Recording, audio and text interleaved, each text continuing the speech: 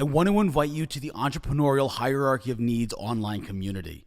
Inside this community, we can take the EHAN assessment, and that's what all of this is based on. It's a self-assessment that we should be doing about every 12 weeks to evaluate how satisfied we are in our health, our wealth, our relationships, recreation, and our business.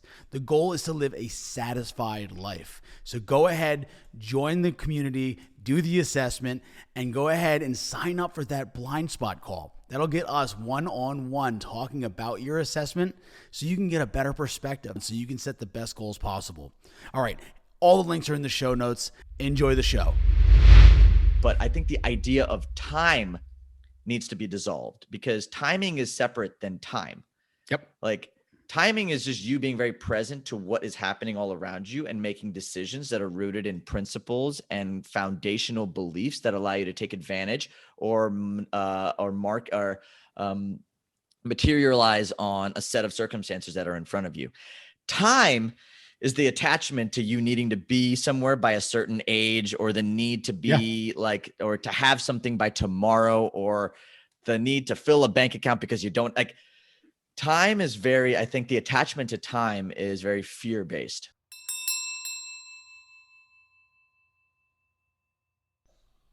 Raj Jana is a longtime friend and someone that I've had the pleasure to walk down the path of personal growth with. Raj is an impact-driven investor, entrepreneur, and media host who's passionate about using capitalism and business as a vehicle to make the world a brighter place. We touch base on a ton of topics that we struggled with in our past and go over what we've gained by embracing the experiences. I hope you enjoy listening to this episode as much as we did recording it. My name is Tim Palladino, and this is the Entrepreneurial Hierarchy of Needs podcast.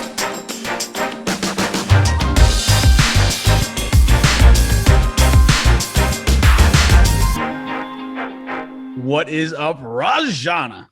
What up, my G? How you doing? Dude, it was so good seeing you the other day. It's been too long, and I'm so happy to have you on the show today, man. Raj and I have known each other for quite a bit, and every day we get closer, man. Every time we get to see each other, we get to exchange stories about our evolving self. I think that's what's beautiful about, some of my favorite friendships are not the ones that I have to talk to every day. They're the ones where even if we take time to go become who we are or unbecome who we're not, we return back to a conversation that's rooted in truth and love and connection, which is, I think, the basis of the human experience. Like we're not right. Like, I think that's what's so beautiful about even the idea of evolving and growing and just becoming who you are, because underneath it all, there's just love. And there's no, right? Like even the idea of needing to look a certain way or be a certain type of human being, it's all based in the ego and protection. And so underneath it all, I think there's just a purest love. And I've always felt that with you, bro. And so, yeah, when I saw you the other day brother. At my birthday, it just felt, I hadn't seen you in a while, but it was like, it just felt really good to just know that like you're there and we're on this journey together, and we're not in the same spaceship, but our spaceships are going that way. That's the truth. That's the truth. Yeah. It's interesting, man. Some people you can like hold a bookmark with, and like, we have a interesting group of friends where we're always evolving. Right. So that one of the scary parts when you're starting to evolve or starting to become, let's say, more of who we actually are, one of the fears, at least that I had, is that I would outgrow, or my friends would outgrow me. Right. There was not an inadequacy, an insecurity there. Yeah. But what I'm realizing is when I have friends like you and some other really, really close friends that I don't have to see all the time, that we become more of who we are and then become better for each other. And yeah. On that, like, I think when you honor your growth, you're really trusting who you're becoming more than you are holding on to who you were, right? The safety of who you were, which is rooted in the, oh my gosh, if I change too much, I will lose all my friends, family. I mean, I did, right? Like I was in an 8-year relationship when we met, and like I lost that. Like I've outgrown lots of friends, business partnerships, projects. I mean, like as I've evolved, I've really learned. And the more I honor my growth and the more I find safety and trust in the unfolding of events, and the more I feel like I'm co-creating with the universe as opposed to me growing in parallel with the universe, the more I realize that there is like I am unfolding into the to the life I am here to, like the life I was supposed to live. Not supposed to live, that's a weird word, but like it's this, like I just attract what's most in resonance with me.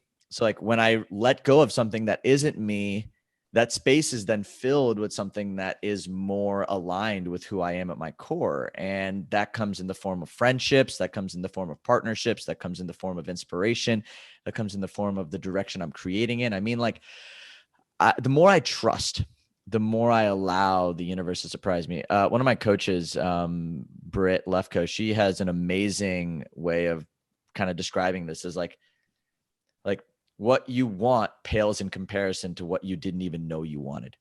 And so like, I get that. When we're clinging onto this idea that like, oh my God, I'm going to lose my friends, I'm going to lose my relationships, I'm going to lose all this stuff. But when we look at our lives, like when I look at my life right now, like the things that I hold most dearly, I didn't even know were the things that were going to bring so much joy for me. And so that always brings me faith and trust, and honestly, like a big sigh. Like anytime I get scared or insecure or afraid of change, like that always brings me back to my breath and my body in this moment. And just knowing that like, wow, all the blessings I have right now, all the things I'm so grateful for, I wouldn't have even known to seek it when I was at a position in my life where I was like, that's what I want. Like I wouldn't have even known to ask for that. And if I would have gotten what I wanted, I'd actually be a hell of a lot less happy in hindsight now than I actually am. So, and that's a good way to put it too, because, you know, a lot of what are the conversations that I've been having with people is trusting in yourself and getting back in touch with this, the weird word no one really talks about are words, self-esteem, right? Do I have the self-esteem to let go of these things, even though it seems dangerous right now? Because that's been my constant, right? These things that I have now are normal. They're regular in my life. And to remove them creates this void, creates this unknown. And we don't know what's next. We have an idea or an imagination of what's next. And that's why we have to have this healthy disregard for reality on what we're creating. And once you do it over and over enough times, then you create that self-esteem to be able to take bigger risks and know that you're getting closer and closer to the bullseye every time, to where one day you can just say, I want X, and you're right dead center of that X. Well, I think it's like, you know, when I think of self-esteem, I think of like, you know, what do you think you deserve, or like, how much do you love yourself? Right. Like, and when you're sacrificing or letting go of something that may feel safe, that may feel certain, that may feel secure in exchange for a potential possibility of it being better, that's you saying, wow, I know I can experience more joy in my life. I know I can be happier. I know that that love exists for me out there. I know that there's projects out there that I'm supposed to be in. Like, you're playing in that what if. And I think when you can change the energy of sort of creation to be infused with that curiosity of like, you know, like, I know I love myself, or I think I do. And I think I deserve more. And I'm going to take a stand and really like look at my current reality. Like you said, like the love that, like looking at your current reality, does it match what I think I can, what I'd like to be experiencing in my life, because I know I am worth this, or like, and it's really coming back to self-worth, self-esteem, self-love. And that's why I think that, like for me over the years, like the more I've learned to love myself, which it is a learning, like I have had to learn. It was not something I was born with. I had to really learn to have a healthy self-esteem. The more I learn to love myself, the more I've learned to say yes and no to things that are not rooted in self-love, or are not mirrors for the love that I feel for myself. And I've seen that over the years. Like my relationships have changed the more I learn to love myself. It's like the more I love myself, the less I tolerate. The more I love myself, the more picky I am. The more I love myself, the more I just don't want to settle. the more, and I think when all of those qualities begin raising as a result of you having that self-esteem or that self-worth, or you loving yourself, like that's when you get to that space where like you just, and I'm not, I don't know if I'm there yet. I might be, I could be, I'm where I am right now. But what I feel right now is just this permission to say yes without the fear of screwing it up. Yeah. Yeah. So I'm loving what you just said, because I hit those markers too. And I want to make it really clear, like, because we're now more picky doesn't mean we stop right there. That just means we have now set a line in the sand to evaluate against. So we become picky and see how it serves us. Is it positive, negative? And then we make an assessment. And it's always this constant plan, do, and review, right? It's this constant cycle of, is this working for me? So just, just for the people that are listening, it's never just you've arrived. You've never gotten to the top of the hill. It's this beautiful, I look at a lot of things like a game. I'm getting better at the rules. I'm learning cheat codes. And it's serving me and the people that I choose to be around. Yeah. And it's a co-creation. Yeah. Right. Like and I've, I love the idea, like you said, rules, I say boundaries. Sure. Right. Like to me, like I've over the years, I've just gotten better at having more defined, powerful, clear boundaries around what I will accept and what I will not, what energy I want to cultivate in my life and what I do not, like what the things I love most feel like versus what the things I dislike feel like. Like I'm getting just clearer around like designing my life and then having clear boundaries to then mirror what I feel will give me the most fulfilling experience of life. It's not the most, and I've really had to change my, if we're talking about evolution, like I read this amazing quote from Vishen Lakhiani, who's the founder of Mind Valley. He talked about, human beings think that, we're here to experience achievement, which is very like outcome oriented, goal oriented, but your soul was here to evolve. So like sometimes, evolution can happen through the pursuit of success. It can happen through the pursuit of an entrepreneurial venture. I will be the first to admit that my entrepreneurial journey has been one of the most spiritually enlivening experiences of my life. Like there's no way I'd be here talking to you if I didn't pursue entrepreneurship. And I've also found that the most profound growth experiences have also come from letting down my guard in intimacy in relationship. Sure. And like learning to lean into my relationship with my family and my parents and heal a lot of the wounds that I have experienced just from being alive as a human being or a soul trapped inside of a human body. Like I found that when we brought in our perspective to have the richest experience of life, which is rooted in like the feelings, like having the most expansive feeling states, which could be the sadness, which could be the anger, which could be the joy, the peace. It's like not necessarily trying to reach an end destination, but like just broaden our container to experience the vastness of life. I think that shift has allowed me to really dance with the roller coasters of life in all the different areas with a lot more grace and create much better rule sets or boundaries to then play the game in a way that means the most to me. Because I do think that we all have our own definitions of what it means to be alive, and your definition would be very different than mine. But I think that's what's so beautiful, right? Like as we begin to evolve, we begin to recognize that all of us are on very unique journeys, which then embodied can create a very beautiful experience as you share and kind of do it as a tribe with the people around you. Yeah. Yeah. Then you go from a bunch of ingredients to a recipe. When you all come together, then you make something, make a bolognese. I'll make it go crazy, man. And that's what's really, really cool. Kind of like exactly about what you're saying is that I really look at my decisions as ingredients, and then I become the recipe. Then I become the recipe for the meal. And then all my friends are different meals at this restaurant. And I get to walk in and I get to experience any type of cuisine I want, whenever I want. And I know it's only getting better.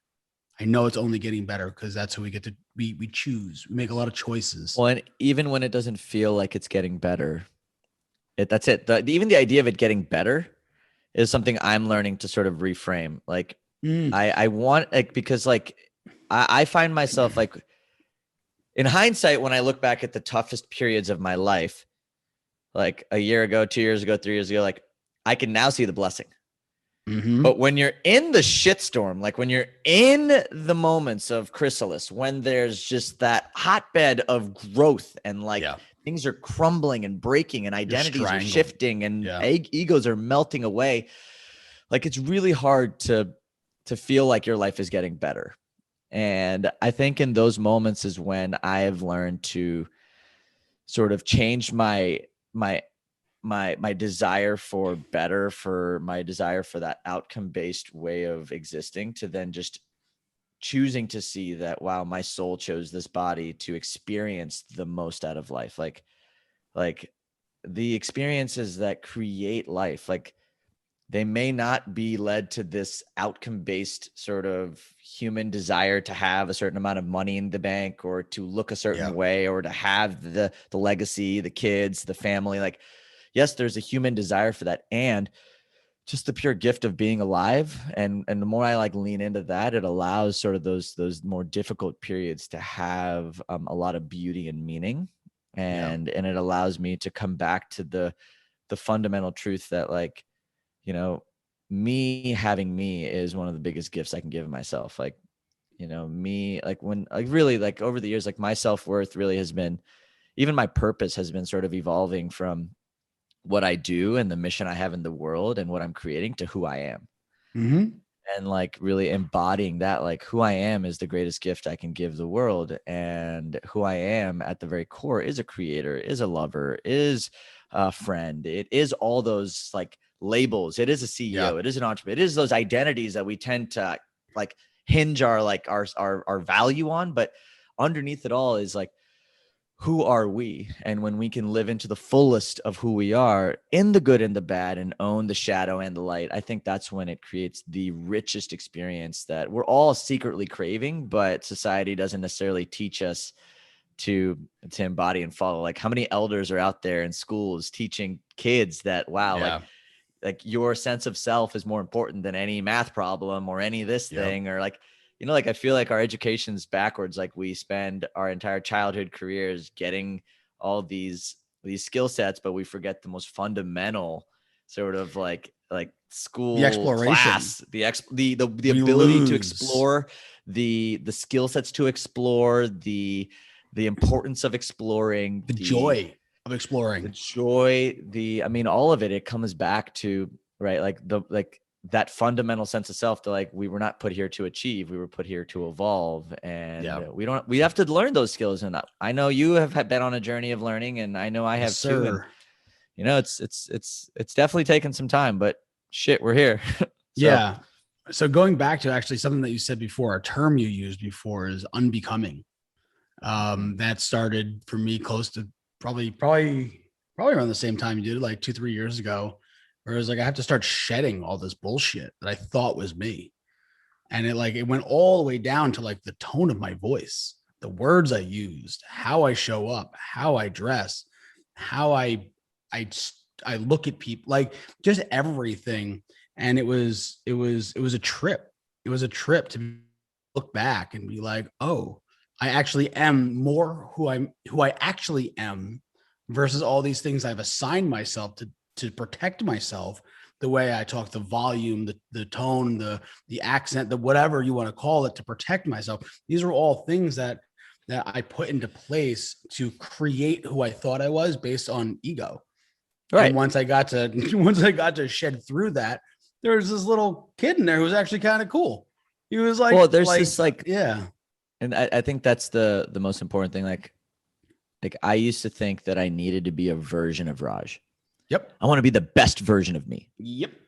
Okay, great. What does that even mean? What is the best version of me attached to? Is the best version of me successful? Is the best version of me a lifelong learner? Is he compassionate, curious, always nice and positive? Like when you even think about that version of you, like it's not you, because it is the version of you that you feel like your ego, your mind thinks you need to be in order to survive. Yeah. And the You're most creating a growth that I've character. experienced, right. The most growth that I've experienced in my life has been letting go of the need to be seen a certain way and just exist as I am, and have the self-love and the self-acceptance to realize that that is always enough. Yeah. Like it may not always be received in the way that I want it to be received. And even me wanting to be received a certain way is me assuming that I know the grand master plan, that the universe is conspiring for me. It's me being like, oh, if I show up this way, that will lead to this end result. Mm-hmm. And it's me trying to forecast the future that doesn't really exist yet, instead of just honoring the truth of the moment, which is the only thing that's actually real, right? Like the present moment is the only thing that exists. Like even your thoughts of the future are actually happening in the moment, and your projections of the past are actually replaying in the moment. Like all of that is happening in the moment. And when I realized that, I remember that was the biggest shift. It gave me the permission to actually let go of my head and drop into my body and my heart and actually be with what is, because in that there is no fear. Like it's when we begin to think of who we need to be, and then when we're not showing up as who we need to be, that's when the anxiety for me shows up. And when I release the need to be something which is based on an external outcome or a plan or a way I need to be seen because of a pattern that my past has recognized from relationships or successes or the way I was raised, like when I begin to unravel it all and just trust in how I feel in this moment and just live from that inspired sense of self and whatever that means, that has created the most fulfilling and energizing ride of my life. I'm not going to say it's always been like, thumbs up. It's definitely had its roller coasters of like, I get that. And it's always had it, and it's had its lessons, and it's had its heartbreaks, and it's had its, its failures. It's had its successes. But it's at the core of it, it's had its richness. The richness of the experience has been very fueling, energizing, and passion inducing. And I feel very connected to my purpose as I live more authentically as myself. So it's weird how it all kind of, in some weird, interconnected, beautiful way, comes back down to just being yourself, and how much purpose that creates for me and for the people around me. Yeah. Yeah. Once again, you said a few really important things that I want to touch on. One is the forecasting. Like that's cognitive dissonance. That's how you drive yourself mad. And I've done that. They say anxiety is worrying too much about the future. Depression is worrying too much about the past. And you can very easily create this dissonance of like, what should I do? What is, and just deplete all of your energy just by thinking, just by burning out, just by the thought. And it's really, really fascinating. I see people do it all of the time. And yeah, of course, think about the future, but don't worry about it. Ask yourself questions like, if you need, like, say you're going to speak on stage or come on this podcast or whatever, and someone was worried about, oh, what are we going to talk about? Just ask. There's ways to mitigate any anxiety that we have, any depression that we have, but it does take action and clarity. And it's something that I think we need to, as a people, I think we need to pay a little bit more attention to not what we're feeling, but why we're feeling. Well, the why is the curiosity. Yeah. Right. Like the why is the energy behind. It's like the origin of intent. Like I've actually found over the one lesson that keeps coming back for me. I have a monthly reflection process where I'll sit down and, each week I actually capture the highs and lows, not the wins and losses, but the highs and lows, because to me, the feelings of high, the ecstasies, and then the things that brought me really down, like that's where the juice is. Because when we can feel those feelings and those experiences and then ask ourselves, why do I feel this? Why is this thing making me feel this way? Like, or if there's a repeated instance of me not feeling in joy, I can be like, why did I start introducing this habit into my life in the first place? It's like you come back to the origin of intent, and in that origin of an intent is truth. Like I always, when I feel like I'm not fulfilled at work, the best thing I can do is actually go back to asking myself the question, why did I start down this path in the first place? What inspired me to start this project? And then I ask myself, is that still inspiring? Is that still relevant? Is it still something that's connected to my truth in this moment? Or was that decision based in a version of me that doesn't exist anymore? And by continuing to revisit on a monthly basis those origin of intents and really be with the highs and the lows, it has allowed me to have a very healthy relationship, questioning and being curious about the ever-changing sort of nature of my sense of, like, my sense of self is constantly being tested and evolving and growing, but the truth of it is always rooted in the heart. Yeah. And so when you can always return to that origin of an intent, you're actually getting clearer and clearer and clearer on that truth in your heart and who you are and in your essence and in your soul. And that then becomes the baseline for me. Like the baseline now is like my heart. And now that's the thing I compare everything to. I compare the feelings, the experiences, the actions, the businesses, the opportunities, the relationships. Like, is this in resonance and in alignment with the way I want to feel in my heart, and why, and the things I want to feel from my heart, through my heart, as my heart. And it is, and that to me is the shifts. Like when I think why is one of the most powerful questions we as a society, I think, can learn to ask more of, and get even deeper. Like, cause that first why is not always the real why. Like you can go six whys in, like, and just really get to the core of it, which and the more you do that, the deeper you actually get connected to that sense of that well of energy that is so much bigger and expansive and connected than you could possibly imagine. Yeah, what you're describing is what the scariest word when I'm working with, high level entrepreneurs with doing EHON work is harmony. And that freaks people out. They're like, all right, go hug a tree, bro. And I'm like, no, like really, like think about harmony. It's a symphony. Like you need all these parts to be going. Sometimes it's low, sometimes it's high. Sometimes there's condescending notes that create stress. And like, it's really a harmony that we have to, that we're just playing. We're just running through. We're experiencing balance. Balance is a very finite thing.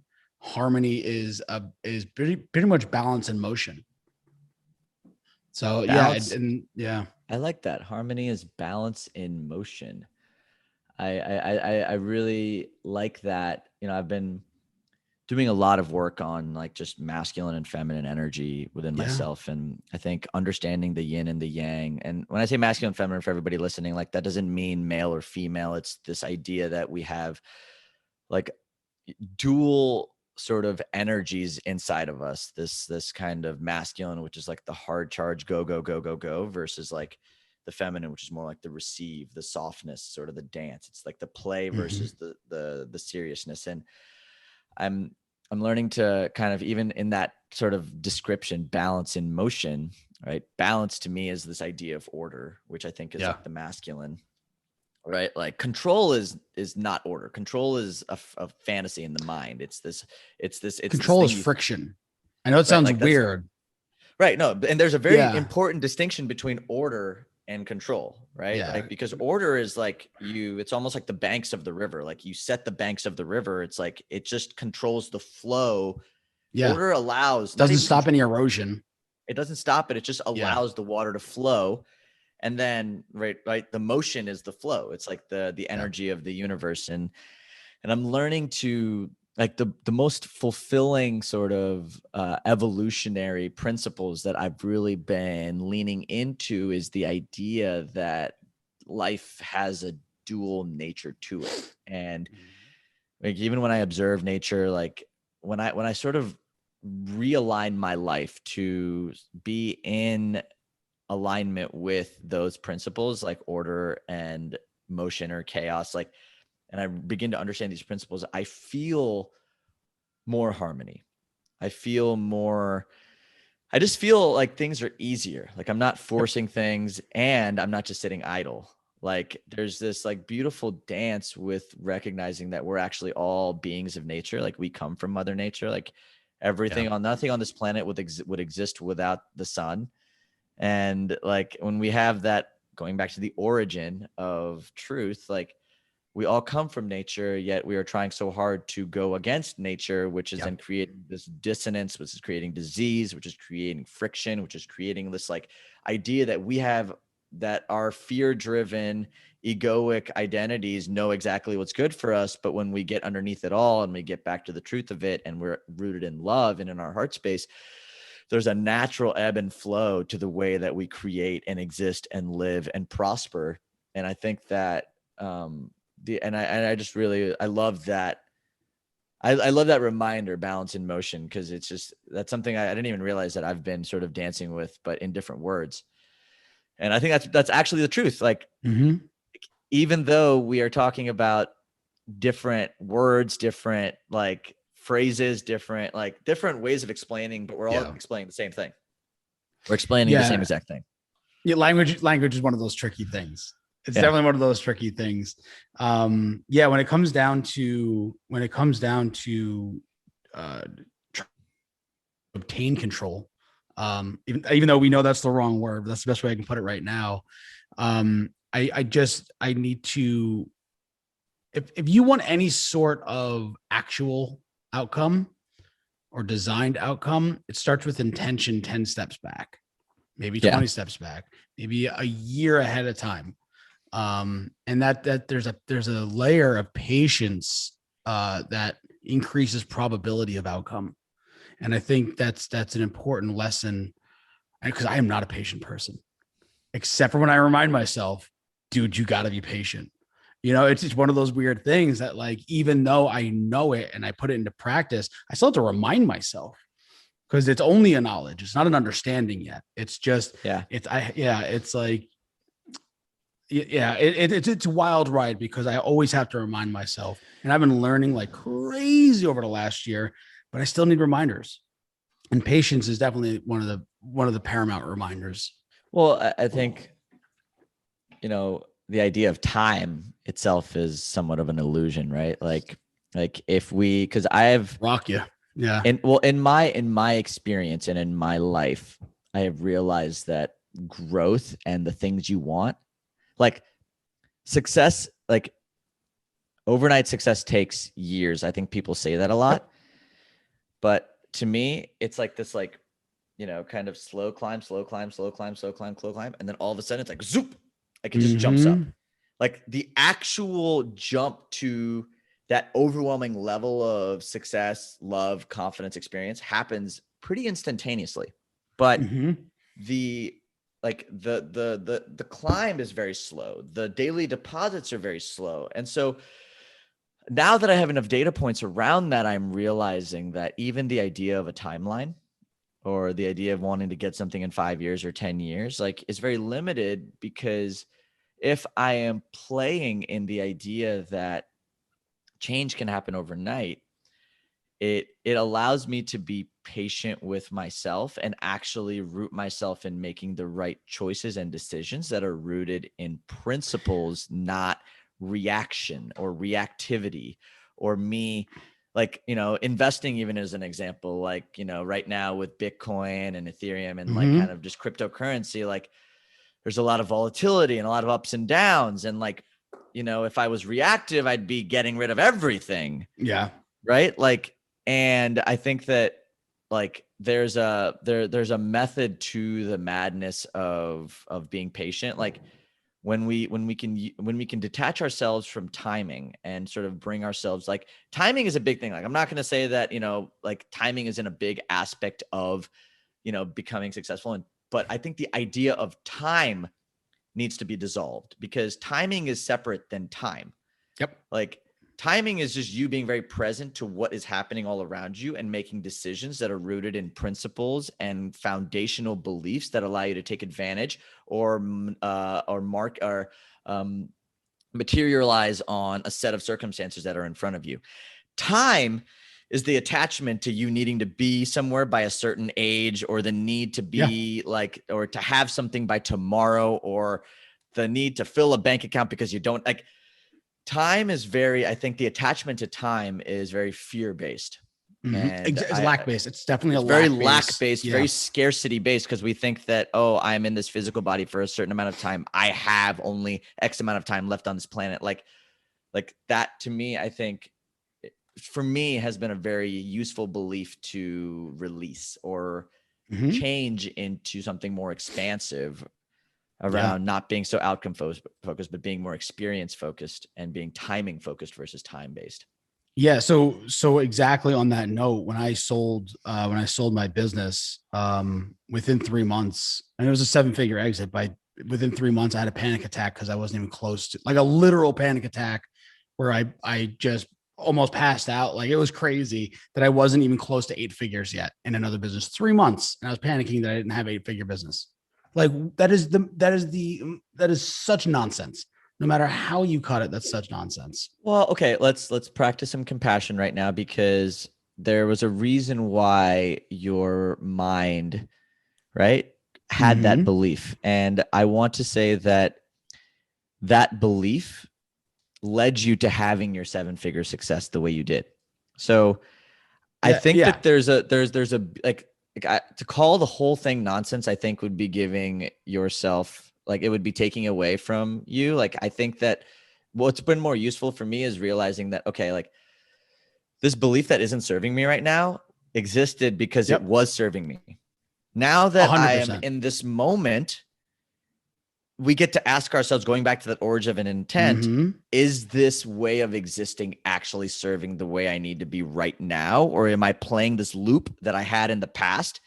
Because I've experienced the same thing myself. Like, when I hit my first, like, 7 figures, like, I had to change. If I kept playing the same way I was playing, I would have gone a very different route than me starting to focus my energy and time into accessing different levels of evolution. Like, cause that's it. Like, at every stage of achievement or accomplishment, and I'm using quotes for anybody who's listening via audio, like, for any stage of these outcome-based, like, endpoints, there's an opportunity to reassess and reflect. And there's an opportunity to acknowledge the belief that brought you to where you are. And I think, again, back to self-love and self-esteem, it's like, it's honoring it and grieving it. Like, I just turned 30 last week, and on the eve of my 30th birthday, I actually ended up writing down a eulogy around like what am I leaving behind in my 20s? Like, what version of myself am I leaving behind that isn't going to serve, like, what served me so well to get me to where I am there? And what am I getting to leave behind to get me to where I want to go? And I think I think it's so important to honor while you release, instead of kind of like, cause like, even coining it as the nonsense. And I'm not trying to call you out. Like, I'm just like, no. I get you. Cause like, I just, like, I think it served you, man. Like, it brought you a lot. Well, the happy ending to the story is 2 weeks later, after that breakdown, EHAN, the entrepreneurial hierarchy of needs, was born. Because it took 2 weeks and many phone calls to many of our friends and said, this is what's going on, who basically said what you just said, like, yo, you got to figure out, like, what's happening, what's actual. Don't worry about how you're feeling, worry about what's actual. Yeah. And then I realized, I was like, oh, I don't have this harmony that I now teach. I don't have this patience that I now teach. Part of what, like, my coaching, I have a pods program. It's a coaching program, but it's only 12 weeks because it's practical performance. We're not trying to, and it's an arbitrary 12 weeks, but it's not that, hey, we're going to get this done in a year. There's no big crazy promises like that. It's keeping note of each step, and then the next step, and then the next step, not worrying too far in advance, building our goals and being flexible with them, breaking them down so we can achieve them and be intentional. Awesome. But it's all about being practical about your performance, not just white knuckling it. Because I was the best at suffering. I could suffer better than anybody, but it wasn't getting me anywhere, or at least it wasn't going to get me to the next level. Well, I think, and I could talk for an hour about suffering because, one of the things that I have realized from being a recovering martyr is that pain is inevitable. Like, you will have pain in life, like pain, friction, like as you are growing, it is a natural part of the human experience. Suffering, though, is a choice. Yes. Suffering is an absolute choice. And the difference between the two that I want to add is suffering is the resistance to pain. That's how suffering is created. Yes. It's the, yes, 100%. Like, it is the feeling that you're not allowing yourself to feel, which then causes you to resist the feeling, which then causes you to have suffering. It is, it is. And that is, it gets so meta, but I recognize how woo that may sound. And I am offering anybody listening an opportunity to, when you are hit with an obstacle, when you are hit with something that does not feel good, do not run from it. Go into it and expand your capacity to feel what you don't want to feel. Because one of the biggest gifts I've given myself is realizing that I am not my thoughts. I am not my emotions. I am not my choices. I am sitting above them. Like, I am actually the observer of all these things. And when I create space between my thoughts, my emotions, and my actions, when I create just a space, a little bit of space, I now give myself the ability to consciously be aware of the way that I show up. And when you become consciously aware, you really do get to see and make different you get to actually choose, like, you get to be in choice. Like, the idea of being in choice is one of the biggest gifts. It's like when you create the space between the reactions of your mind, you're giving yourself the ability to choose how you want to respond, which changes the stimulus altogether. That's why, for me, gratitude has been one of the most important practices of my life, because the more I practice gratitude, the more I'm practicing choosing to see something in front of me with a lens that allows it to be the most empowering experience that it can be. And I love feeling empowered. Like, that to me is a choice. Like, one of my favorite things to do is to design a life that allows me to feel empowered, even when shit is hitting the fan. Yep. And so what you're saying, it's so funny, because what you're saying is exactly something else that I teach, right? Creating your own best friend, right? So there's two mindsets. There's the active participant and the conscious observer.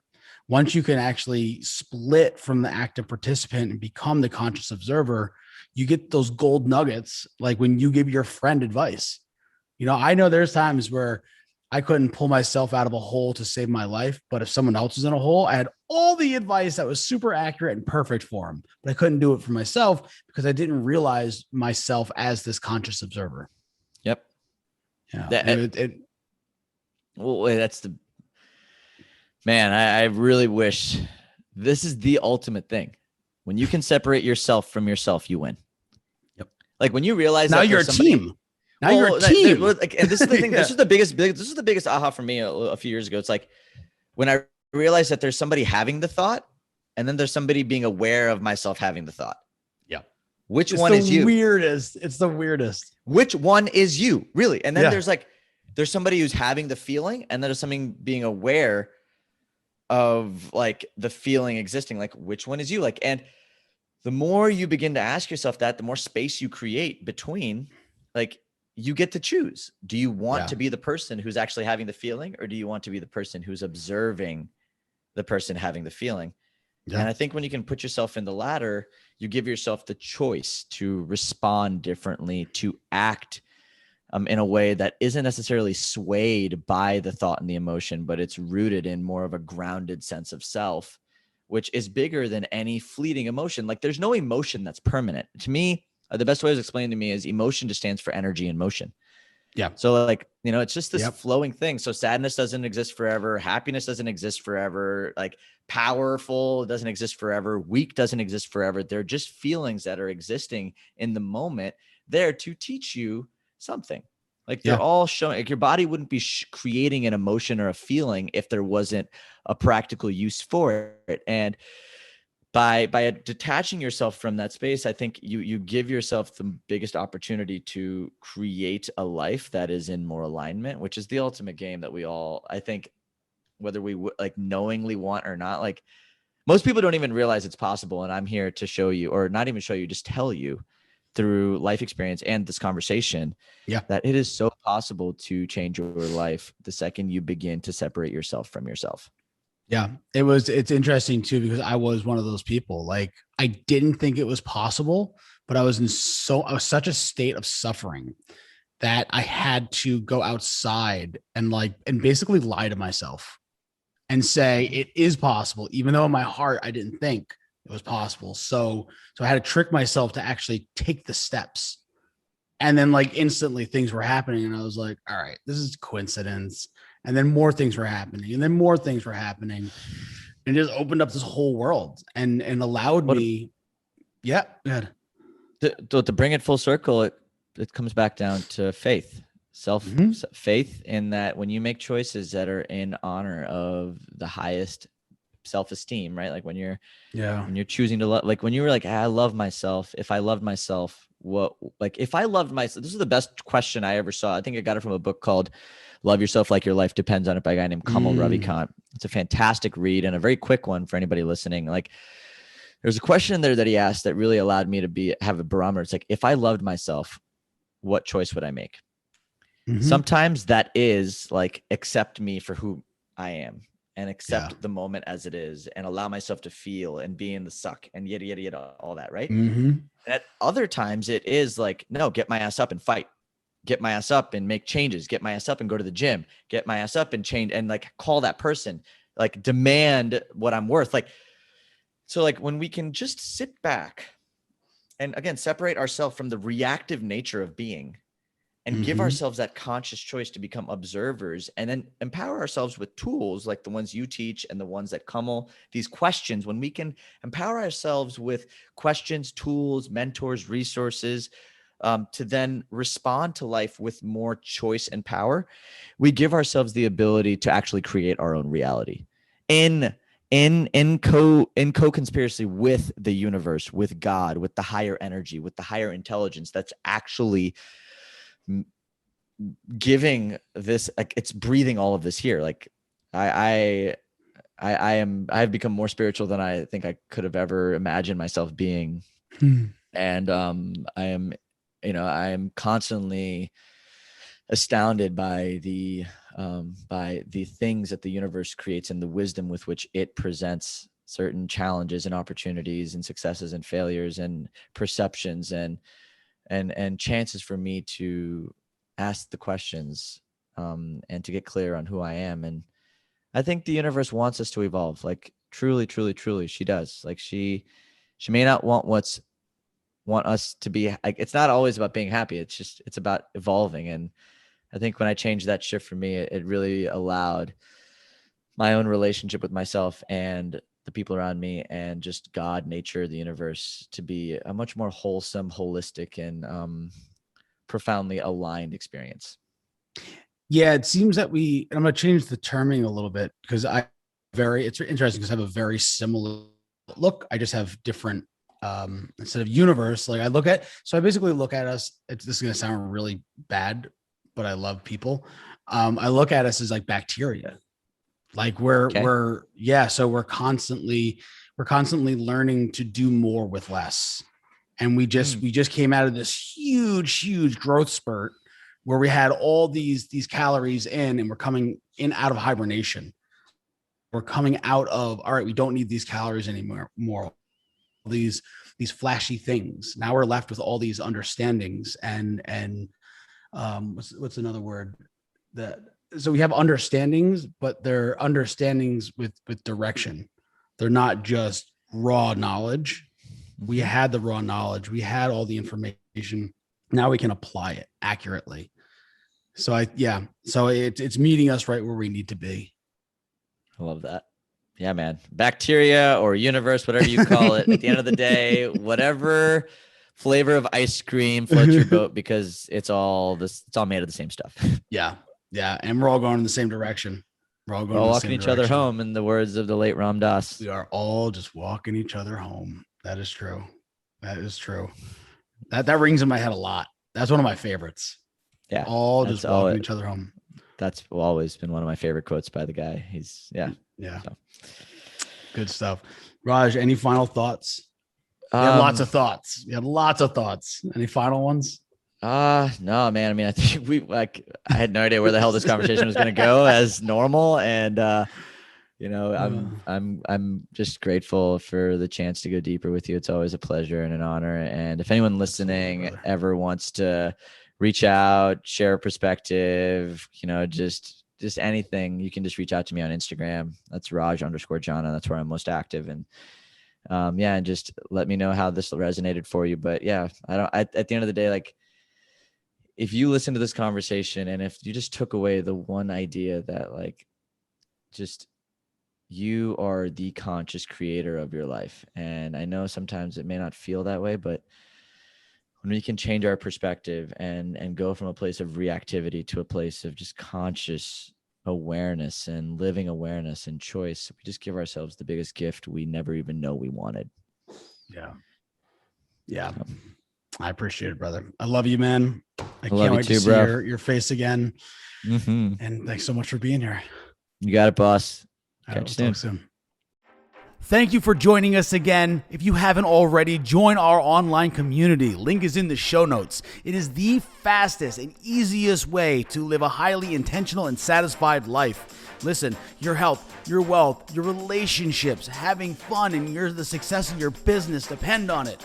I'll see you in there. Links in the show notes. Hope you enjoyed the episode.